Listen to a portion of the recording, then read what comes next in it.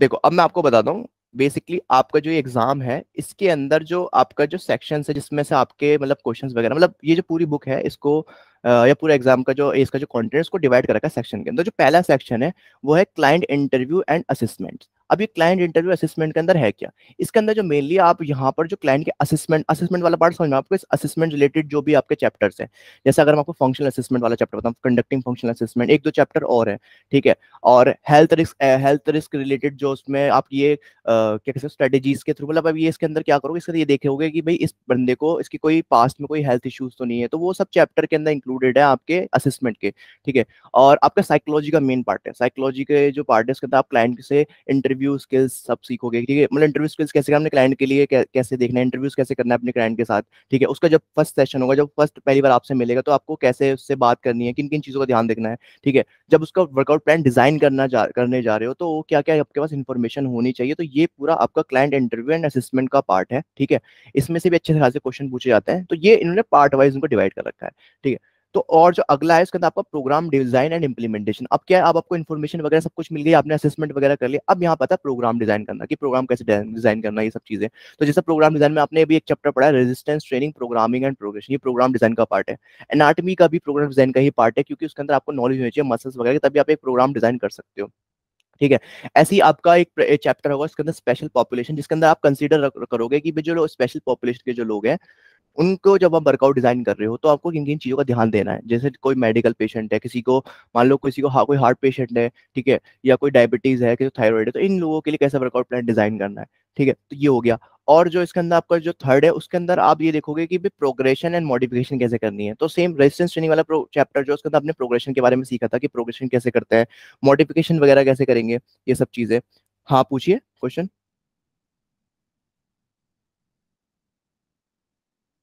हाँ अंकुश बोलिए।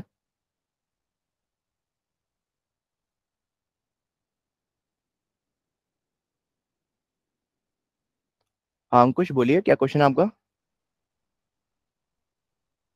ठीक है आप पूछिए, स्केच विद डी। अभी यूट्यूब पे कितना कोर्स और बचा हुआ है? अभी तो देखो काफी कोर्स बचा हुआ है अब, लेकिन जो फ्रिक्वेंसी है वो काफी स्पीड से हो गई है, क्योंकि जो मोस्ट ऑफ जो मैं क्लास में पढ़ाता हूँ मैं उसी को अपलोड करता हूँ। क्योंकि होता है कि हम क्लास वीडियो शूट करते वक्त बहुत सारी चीज होती है, उसको एडिटिंग वगैरह ये सब चीजें।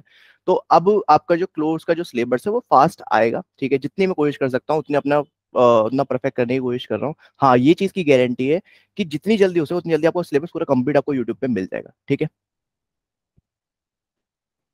अगला क्वेश्चन किसी का कुछ उसके अलावा? हाँ बोलिए। सर अमेजोन में भी स्टडी मटेरियल अवेलेबल है, वो भी ले सकता है क्या? देखो अगर आप चाहते हो कि आपको मतलब आपको वो ज्यादा बेनिफिट लगता है, आप ले लो, कोई प्रॉब्लम नहीं है। यहाँ पे आपको फ्री मिल रहा है, वहां से आपको बस पे करना पड़ेगा, इतना फर्क है, ठीक है। सेम वही चीज है, सेम इन द सेंस कि ये जो आपको बुक मैं दे रहा हूँ ये कस्टमाइज करी हुई बुक है, और इसके अंदर वही कंटेंट जो है इसमें। काफी स्टूडेंट्स हैं जो मेरे अभी मतलब जिन्होंने इसकी बुक पहले ही परचेज कर रखी थी, अभी मुझसे पढ़ रहे हैं, ठीक है। तो उनका एक्सपीरियंस भी ये रहा है कि सर बिल्कुल सेम बुक सेम है, उनकी जबान आपको बता रहा हूँ, तो आप चाहो तो परचेज कर सकते हो, वरना कोई प्रॉब्लम नहीं है, आप यहाँ से आपको मिल ही रही है बुक्स वगैरह, ओके सर, ठीक है। Thank you. हाँ।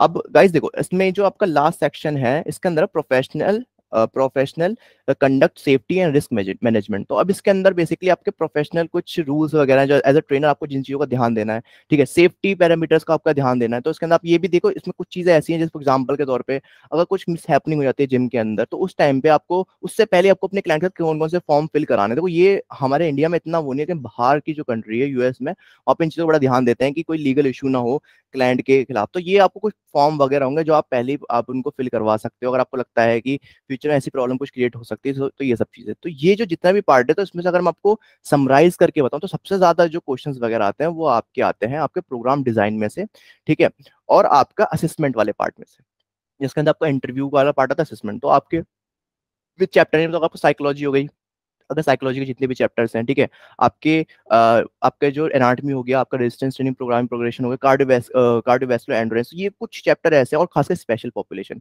इनमें सबसे ज्यादा क्वेश्चंस आते हैं। तो बस मेन चीज ये है कि पहले आपने अपनी स्ट्रेटेजी देखनी है भी आपको किस हिसाब से पढ़ना है। तो मैंने एक चीज और मैंने एक चीज बताई थी जो एक वीडियो के अंदर अपनी, कि जब भी आप एग्जाम के प्रिपरेशन करते हो मोस्ट ऑफ लोग पता है गलती क्या करते हैं, मोस्ट ऑफ लोग ये करते हैं कि वो पढ़ने तो बैठ के ठीक है ठीक, और वो क्या करें वो नोट्स बनाने में लग जाते हैं।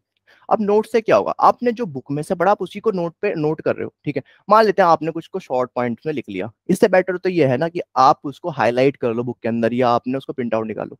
आपको लिखने में आपका टाइम वेस्ट नहीं होगा, क्योंकि एग्जाम में आपको लिखना नहीं, आपको सिर्फ मार्क करना है, ठीक है।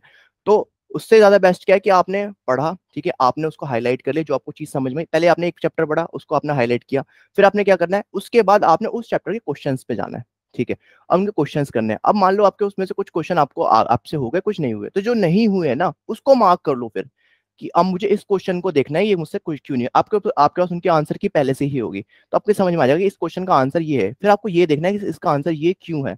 तो इससे क्या होगा, इससे आपकी स्टडी बेटर होगी और आपकी प्रैक्टिस होगी। और सबसे इंपॉर्टेंट चीज है कि आप एग्जाम में क्वेश्चंस करोगे, आपको कुछ लिखना नहीं है वहां पे, तो आपको क्वेश्चंस की प्रैक्टिस ज्यादा करनी है। तो जितने ज्यादा क्वेश्चंस आप कर पाओगे उतनी अच्छी आपकी प्रैक्टिस होगी, ठीक है।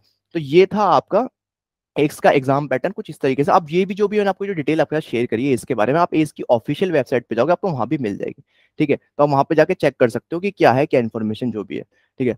अब रही बात कि भाई ये तो हो गया सिंपल सा, ये आपके क्वेश्चन वगैरह ये सब चीज। अब रही आपके क्वेश्चंस जो है आपके इसके रिगार्डिंग कि आपको क्या क्या प्रॉब्लम फेस कर रहे हो स्टडी के दौरान, या फिर कुछ भी हो सकता है, आप मुझसे शेयर कर सकते हो, और आप कुछ सॉल्यूशन होगा तो मैं आपको दूंगा। तो आपके कुछ और क्वेश्चन इसके अलावा पूछ सकते हो, फिर हम न्यूट्रिशन वाले पार्ट पे चलते हैं, न्यूट्रिशन को समझेंगे क्या है। हाँ बोलिए। ये जो आपका स्टडी मटेरियल है, ये एडवांस में अगर सारा मिल जाता है तो बहुत इजी रहता है, बट वो मुझे मिल नहीं रहा है। अभी एक्चुअली मैं आपको बताता हूँ, अभी बुक ना कस्टमाइज हो रही है और थोड़ी और इसका ना अपडेट वगैरह कर रहे हैं, ठीक है। तो बुक्स आपको धीरे धीरे मिल जाएगी, और जो मेरे पेड कोर्सेज के जो स्टूडेंट्स हैं उनको भी मैं ऐसे ही प्रोवाइड करा रहा हूँ। और जो मेरा पेड कोर्सेज है उसके अंदर मैंने बुक के ना मैंने बुक का उसके अंदर कोई चार्ज रखा है, और ना ही मैंने क्लासेस का, ओ सॉरी, उसका आपका स्टडी मटेरियल और स्टडी मटेरियल का चार्ज, वो सब फ्री है, बस क्लासेस के जो है वो पे कर रहे हैं। तो इस उनको भी मैं उसी हिसाब से पे कर रहा हूँ, मतलब बुक प्रोवाइड करा रहा हूँ। तो आपको बस थोड़ा वेट करना पड़ेगा। अभी क्या है, अब आप मान लो आपके पास जो चैप्टर्स मिल चुके हैं आप उसको प्रिपेयर कर लो, अब मैं उनके क्वेश्चंस आपको प्रोवाइड करने की कोशिश करूंगा, तो आप उनकी क्वेश्चन की प्रैक्टिस कर लेना। और जैसे जैसे यूट्यूब पे सिलेबस आगे बढ़ता रहेगा आपको उसके साथ साथ चैप्टर्स मिलते रहेंगे, ठीक है। बट टाइम तो लगता है ना थोड़ा प्रोसेस में, ये है। तो तभी मैंने ये सोचा है कि आपको अब जब तक आपके क्या कहते हैं, आप चैप्टर आपने रीड कर लिया, अब जब तक आप क्वेश्चंस की प्रैक्टिस कर लोगे तो क्वेश्चंस भी अब आपको साथ साथ प्रोवाइड कराता रहूंगा, ठीक है। तो बुक के स्टडी मटेरियल के मैंने कोई भी उसका कोई चार्ज एक्स्ट्रा नहीं लिया, और जो भी मेरे एग्जाम फीस जो भी मतलब क्लास की जो प्रिपरेशन जो फीस है, ठीक है, वो इतनी है कि हर कोई अफोर्ड भी कर सकता है। तो मैंने उसको हटा के रखा है वो, अगर मैं उसको उसमें इंक्लूड करता ना तो चार्जेस बहुत ज्यादा बढ़ जाते हैं। इसलिए आप लोगों को भी बुक फ्री मिल रही है, और जो स्टूडेंट्स जो मुझसे पढ़ रहे हैं उनको भी बुक फ्री मिल रही है, उसमें कोई चार्ज नहीं है उसका, ठीक है। तो बस थोड़ा वेट करना पड़ेगा, आपको धीरे धीरे सारे चैप्टर्स मिल जाएंगे। हो सकता है कि आपको विद इन 2 मंथ्स के अंदर, 1 महीने के अंदर आपको सारे चैप्टर्स मिल जाए, ठीक है। तो मैं इसकी गारंटी नहीं देता, बट पूरी कोशिश ये रहेगी कि आपको मिल जाए, ठीक है, क्योंकि टाइम लगता है चीज़ों में, ठीक है, उसको डिजाइन करने में, उसको कस्टमाइज करने में, तो उसमें फिर उसके बाद फिर टाइपिंग वगैरह करना, तो उसमें थोड़ा टाइम लगता ही है, ठीक है। हाँ बोलिए अभिषेक।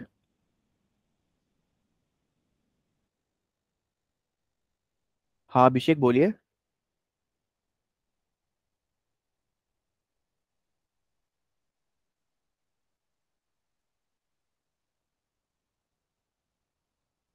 ठीक है, नेक्स्ट क्वेश्चन जब तक उनकी वॉइस नहीं, राकेश आप पूछिए। सर, एसीपीटी के कोर्स में चैप्टर्स का वेटेज के बारे में थोड़ा बताइए। देखो चैप्टर वेटेज क्या है, मैंने आपको बताया ना, ये पूरा चैप्टर वेटेज के हिसाब से नहीं है, इन्होंने पूरा क्राइटेरिया बना दिया कि भाई इसके अंदर से ये क्वेश्चन आएंगे, इसमें से क्वेश्चन आएंगे। तो मोस्ट ऑफ जो पार्ट है आपका, मैंने बताया आपका इंटरव्यू असेसमेंट वाले पार्ट में से आता है ज्यादा, ठीक है, ठीक है। और आपका प्रोग्राम डिजाइन इंप्लीमेंटेशन के अंदर से आता है, ठीक है। तो इसमें से सबसे ज्यादा क्वेश्चंस पूछे जाते हैं मेरे हिसाब से जो एग्जाम के अंदर है। अगर आप चैप्टर वेटेज वाइज देखोगे तो आपको मैं कुछ चैप्टर बताता हूँ जिसमें से क्वेश्चन आते हैं, बट मैं ये नहीं बोल सकता कि उसमें से ही आएंगे, क्योंकि वो ना पूरा क्राइटेरिया देगा, उसमें से कहीं से भी आ सकते हैं। वैसे जो जनरली आपका एनाटमी, आपका जो आपका कंडक्टिंग फंक्शनल असेसमेंट है उसमें से बहुत आते हैं, रेजिस्टेंस ट्रेनिंग, प्रोग्रामिंग प्रोग्रेशन उसमें से बहुत आते हैं, स्पेशल पॉपुलेशन इसमें से काफी आते हैं, ठीक है। और आपका कार्डियोवैस्कुलर एंडोरेंस इसमें से तो आते ही आते हैं क्वेश्चन। और सबसे इंपॉर्टेंट सबसे ज्यादा जो क्वेश्चन पूछे जाते हैं वो आपके आते हैं साइकोलॉजी के, जितने भी चैप्टर है उसमें सब में से क्वेश्चन आएंगे, ठीक है। तो ये इसी का ही पार्ट है, तो ये जो 3-4 चैप्टर साइकोलॉजी के, ठीक है, उसमें से क्वेश्चन वगैरह आपके काफी पूछे जाते हैं, ये है। बस अभी अब जो जो आप बोल सकते हैं मोस्ट इंपॉर्टेंट चीज वो यही है कि आपने पहले जो स्टडी करनी है, जो मैं आपको यूट्यूब पे पढ़ा रहा हूँ ना वो सबसे बेस्ट सिक्वेंस में आपको मैं पढ़ा रहा हूँ। क्योंकि अभी अगर आप कहीं भी पढ़ोगे तो पहले वो शुरू करते हैं अपने साइकोलॉजी वाले पार्ट से, या फिर इंट्रोडक्शन के पार्ट से, एज के इंट्रोडक्शन से। एज के इंट्रोडक्शन वाला पार्ट में पूरा एक चैप्टर है, वो मैंने अभी लिया ही नहीं है, कि बेसिकली एज के अंदर जो ट्रेनर के जो स्कोप ऑफ प्रैक्टिस है, ये सब चीजें इसमें मेंशन अभी करेंगे, वो धीरे धीरे हम आगे चलते रहेंगे। ठीक है, तो अभी जो मैं आपको जो चैप्टर यूट्यूब पे जो प्रोवाइड कर रहा हूँ, वो मोस्ट इंपॉर्टेंट चैप्टर में से एक है, सबसे ज्यादा क्वेश्चन इन्हीं में से आते हैं। अभी धीरे धीरे जैसे सीक्वेंस आगे बढ़ता चला जाएगा, उसके बाद जो लास्ट में जो बचेंगे उसमें से फिर फ्यूअर क्वेश्चन पूछे जाते हैं, वो थोड़े बहुत क्वेश्चन, बट वो भी इंपॉर्टेंट है आपके नॉलेज के लिए, तो इंपॉर्टेंट है। ठीक है, सुमित बोलिए। सर आपने जो मेरे को मैनुअल्स प्रोवाइड कराए हैं, आपने 8 मैनुअल्स प्रोवाइड कराए हैं, तो अभी उसमें और अपडेशन है या फिर वही सफिशियंट है एग्जाम प्रेफरेंस के लिए? नहीं, जो आपको मैनुअल्स प्रोवाइड कराएं वो उतनी सफिशिएंट है, बस उसमें और मैनुअल्स आगे मिलते चलेंगे आपको, और अदर जो चैप्टर है उनके मैनुअल्स, वो उससे आप आराम से प्रिपरेशन कर सकते हो। Okay sir, thank you. Welcome.